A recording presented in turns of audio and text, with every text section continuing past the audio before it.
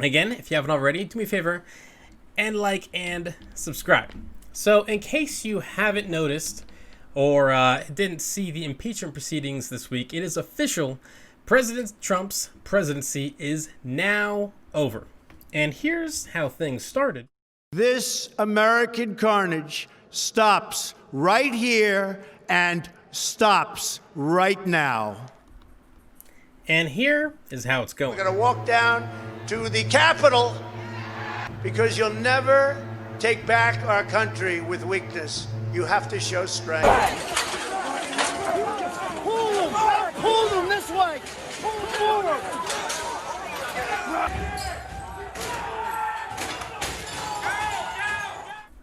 Yes, little did we know the carnage was actually just beginning. So Trump promised not to be your average normal politician, and he's actually kind of filled that promise by becoming the first president to be impeached twice. Yes, I'm sure you've heard that ad nauseum over the last couple of days, but yes, he is the first president to have been impeached twice. For the first time, for that perfect call to Ukraine, which, if you forgot that was around this time last year. If Trump did get reelected, he would probably maybe have have an impeachment every January. But he was impeached back then for basically calling Ukraine and withholding government aid until he got some dirt on Joe Biden or wanted them to open an investigation into Joe Biden to hurt him politically. One thing I think that was not talked about enough during that impeachment process was that foreign aid was $400 million for military assets, right? For Ukrainians to defend themselves against Russia. And so theoretically, people may have died because of that delay.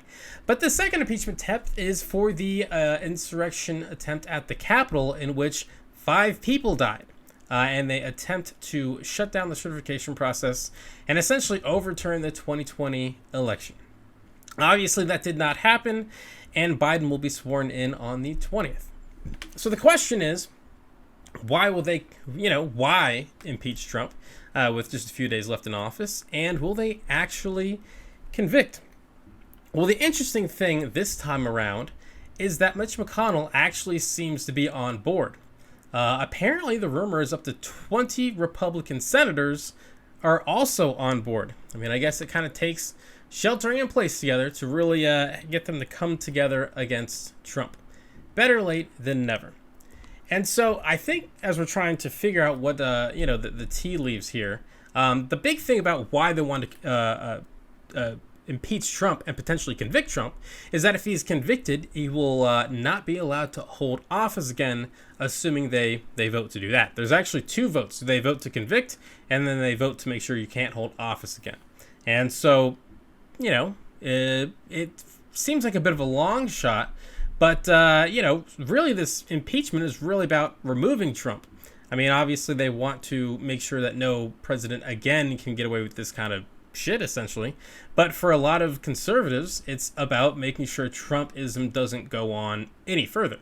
Now, for me, they'll probably convict, but I don't think they're actually going to get rid of Trump. I don't think they can just, even if Trump is barred from ever holding office again, he's not going anywhere. He owns the Republican Party. He has so much support, and his supporters are not shy about just how much they believe some of his lies. And, honestly, a lot of Congress members, they have a lot of reason to kind of live in fear of him. I have colleagues who are now traveling with armed escorts out of the fear for their safety. Many of us are altering our routines, working to get body armor, which is a reimbursable purchase that we can make. It's sad that we have to get to that point, but, our expectation is that someone may try to kill us. Yeah, it is a very sad thing. Weird thing that he threw in there that's a reimbursable purchase, but whatever. Okay.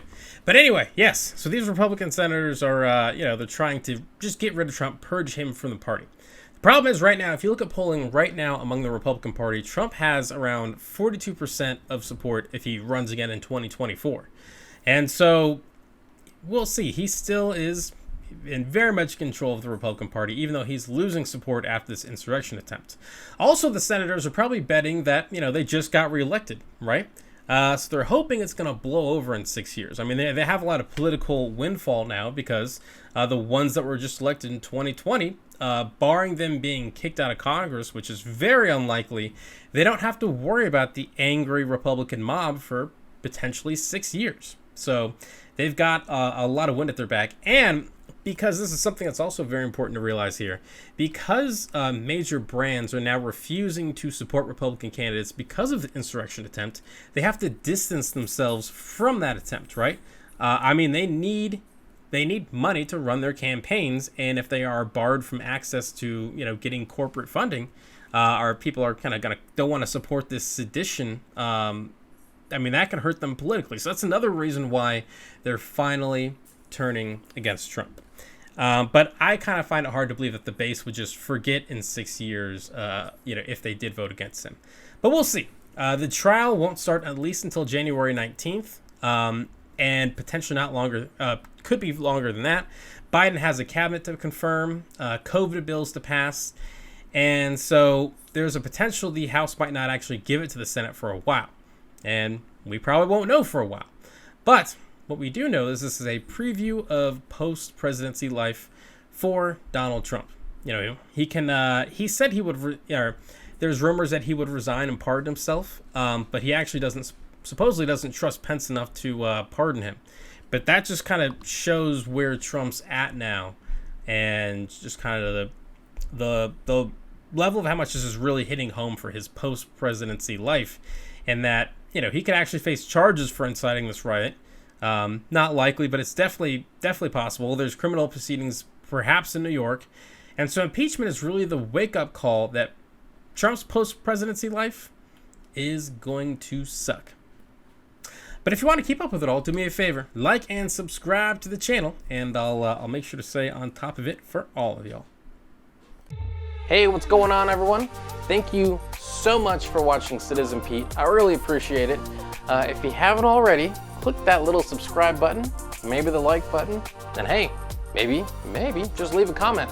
I want to know what you're thinking. What do you think about all the politics, the news, and all the stuff that's going on in our country?